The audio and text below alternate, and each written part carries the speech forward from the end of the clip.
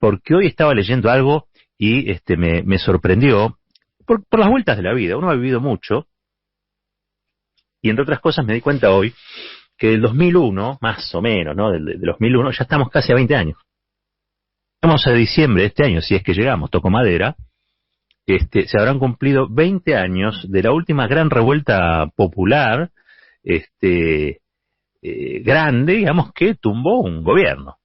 Fue el gobierno de Fernando de la Rúa. Está bien, algo otro, no nos podemos poner a discutir si lo tumbó, si se cayó solo, si se quería ir. Miren, hay un montón de hipótesis, un montón de conclusiones a las que se puede arribar leyendo el suceso, el episodio y el proceso histórico. Lo cierto es que 19 y 20 de diciembre fueron escenas realmente caóticas, violentas. Más de 40 muertos dejó la represión ordenada por Fernando de la Rúa y el estado de sitio ordenado por Fernando de la Rúa. Y me estoy refiriendo a un momento que se llamó del que se vayan todos, ¿no? Si uno quisiera hacer rápidamente resumir en una frase esa instancia, el que se vayan todos. La gente salió furiosa contra los ajustes neoliberales, muchos, y otros tantos porque les habían acorralado los ahorros, y otros tantos porque también la comunicación había hecho su parte con Fernando de la Rúa, ¿no? También que Fernando de la Rúa se había comprado todos los tickets, absolutamente todos los tickets, para demostrar inactividad, falta de gestión, inoperancia, bueno, todo lo que a uno se le puede cruzar de solo recordarlo, de solo recordarlo. Pero bueno, les decía, el que se vayan todos fue un momento en el que llegaron a Raúl Alfonsín, el padre de la democracia, lo llegaron a empujar por la calle y creo que lo hicieron caer.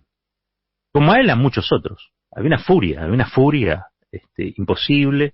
Y siempre cuento lo mismo, esa furia era también la contracara de inmensas asambleas vecinales en las esquinas, por lo menos de la capital federal, es lo que uno recuerda. En aquel contexto, un grupo de jóvenes tecnócratas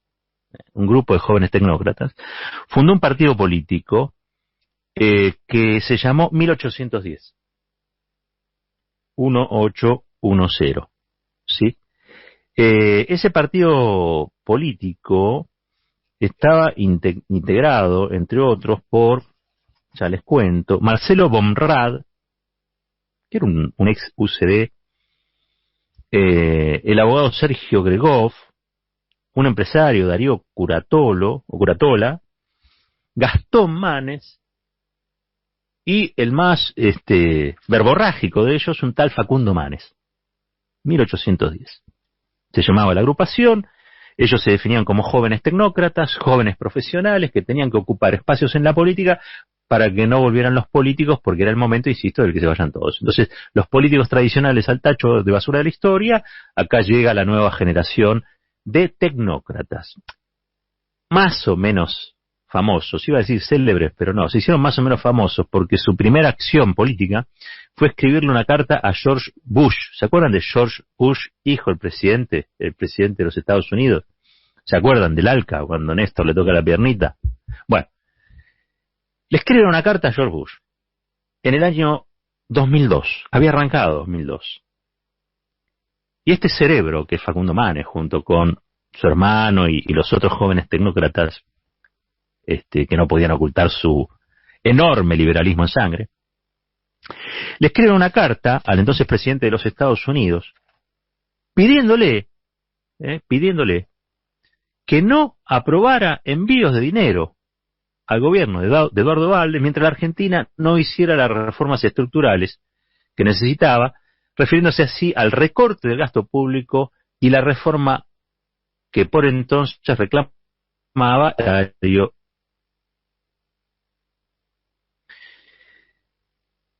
Yo creo que debe haber pocas actitudes más cipayas que esta, sinceramente. Estamos hablando del año 2002. El escenario político estaba bastante degradado en aquel tiempo. Esto era grave.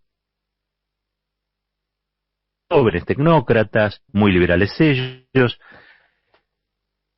presidente de los Estados Unidos diciendo que no ayuda al país donde vivían, que no ayuda a la Argentina, porque hasta que el país no hiciera el recorte del gasto, es decir, el ajuste contra jubilados, contra jubiladas, contra maestros, contra maestras, contra médicos, contra enfermeras, el ajuste, el histórico ajuste que pide el Fondo Monetario Internacional, y la reforma política que refería en aquel momento, intuyo que boleta electrónica y la mar en coche, lo que habitualmente pide la derecha, a eso llaman reformas estructurales, es decir, hasta que no se consagrara ese tipo de cambios, le pedían a George Bush que no ayudaran, no al gobierno de Eduardo Duhalde, que no ayudaran a la Argentina. Y la verdad es que ahora cuando Gerardo Morales, Martín Lustó, están candidateando a Facundo Manes, digamos, para que sea candidato del radicalismo por la provincia de Buenos Aires, uno, encabezando la lista de diputados, digamos, uno se pregunta, ¿no? ¿Qué tienen en la cabeza? ¿Qué tienen en la cabeza? Bueno, el que se preguntaba qué tiene en la cabeza la política era Facundo Manes. Tuvo un programa en C5N hace ya un tiempo, donde se llama Los Enigmas del Cerebro. El programa que tenía Facundo Manes. Una cosa, Los Enigmas del Cerebro. Ustedes saben, ¿no? Él es neurocirujano, es el cultor de las neurociencias. Cuentan las malas lenguas que ha escrito muchos libros y que las editoriales se pelean publicar y hacer circular y vender los libros de Facundo Manes. ¿Saben por qué? Porque Facundo Manes compra toda la primera edición completa. Entonces, con el hambre que hay, con la milladura que hay en el mercado editorial, ¿saben lo que significa que un autor se autocompre una impresión de una edición de 5.000 ejemplares? Vayan y fíjense en los libros de Manes si encuentran a una librería en lo que es el pie de imprenta, de cuántos ejemplares consta la edición. Y van a ver que ninguna edición de Facundo Manes baja de 3.000 o 5.000 o incluso más ejemplares. ¿Por qué?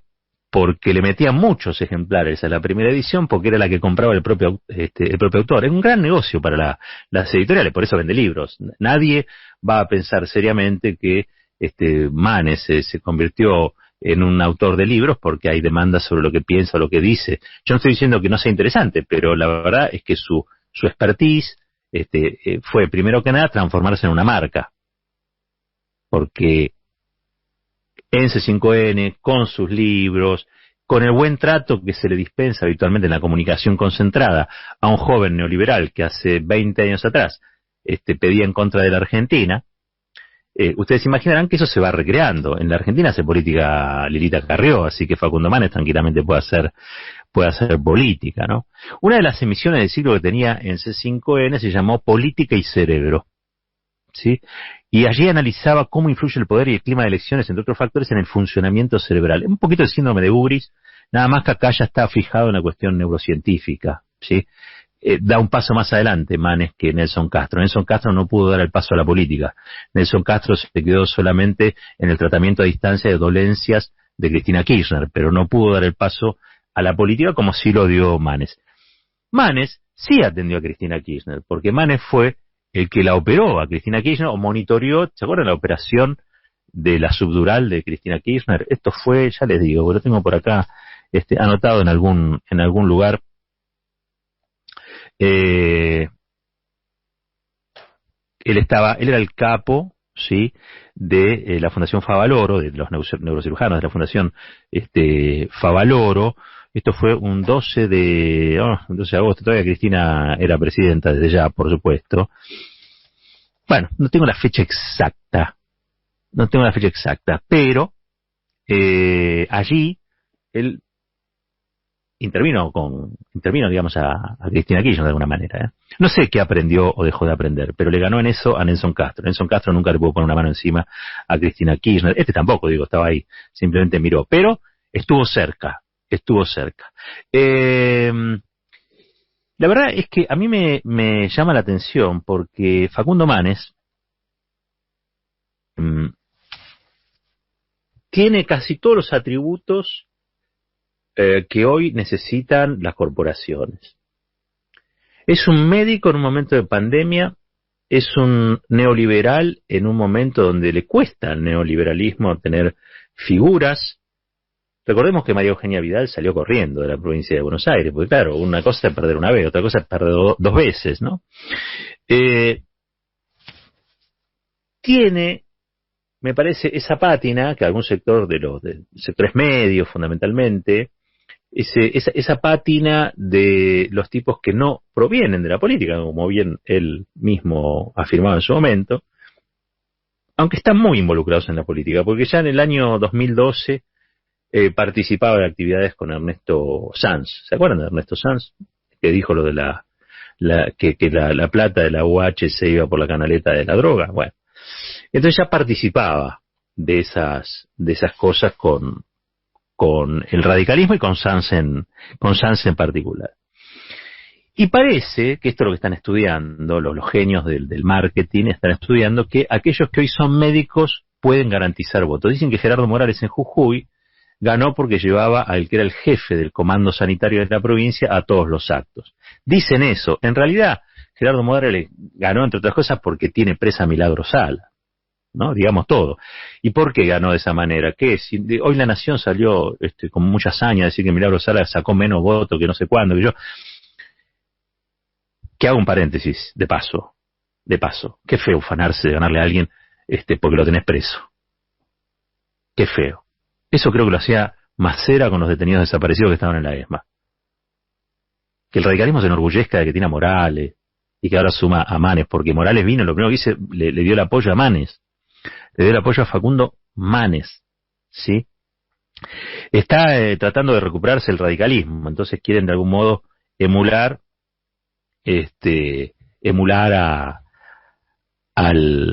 a Mauricio Macri, ¿no? Esa construcción que hizo en su momento Mauricio Macri. O sea, el radicalismo está compitiendo para ver si todavía puede ser más de derecha que Macri, lo cual ya es bastante complicado. Uno dice, no, pero ¿qué hace Martín Lustó ahí? ¿Y dónde va a estar Martín Lustó? Si fue embajador de Macri en los Estados Unidos.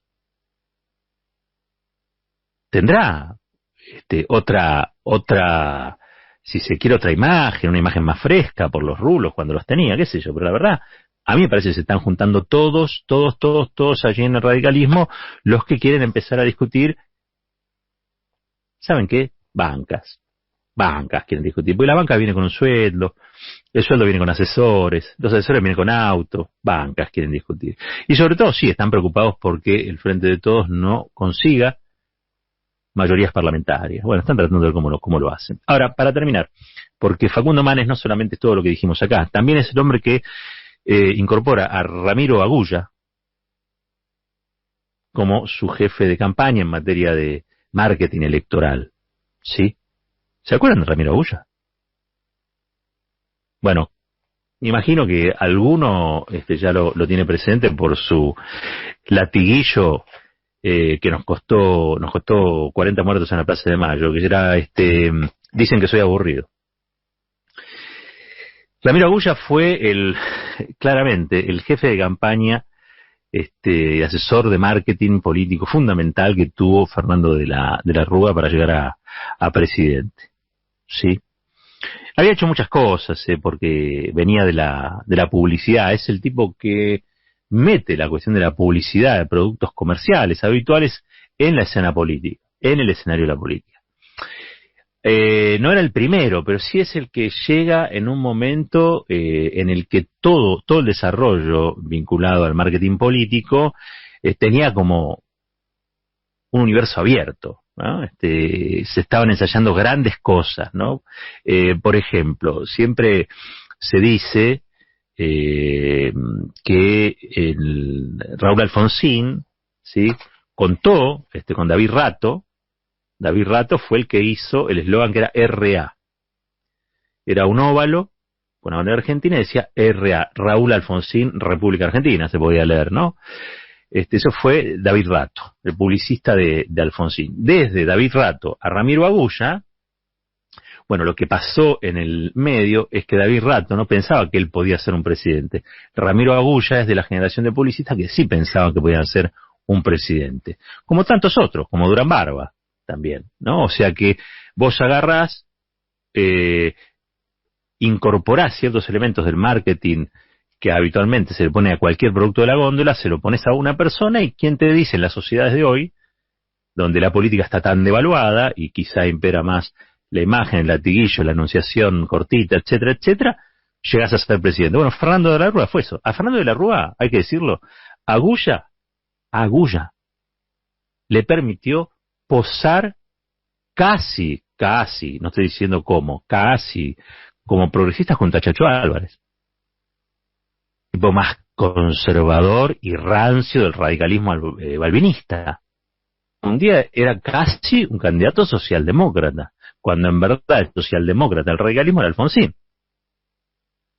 La Rúa venía de la derecha, no venía de ningún otro, de la derecha del radicalismo, digamos, no venía de ningún otro lado. Pero bueno, Agulla lo convirtió en un personaje consumible que llegó a presidente, nada más y nada menos. Las consecuencias de eso, insisto, están en la Plaza de Mayo un poco después. Ramiro Agulla se incorpora entonces, sí, a la campaña de Facundo Manes para derrotar, primero que nada en La Paso a Santilli, que sería el candidato del PRO puro o del PRO larretista, y tiene en su haber Agulla, no solamente lo que yo decía de la Rúa, sino que también después trabajó para Menem, para Massa y para de Narváez. Pero bueno, ahora va por su amor de siempre, que es el radicalismo. En un punto es el radicalismo. Así que bueno, el señor Facundo Manes, que pasó de escribirle cartas a George Bush para que no ayudara a la Argentina, cosa que ya de por sí lo invalidaría en cualquier sociedad con algo de memoria, contrata a quien fue el publicista de Fernando de la Rúa para garantizarse una banca en la provincia de Buenos Aires. Hay gente que tiene un alto concepto de sí mismo, ¿no? Facundo Manes es uno de ellos. ¿Qué tendrá en el cerebro Facundo Manes? Porque él habla del cerebro de los demás, pero ¿qué habrá en el suyo? Esto es Fuerte y al Medio.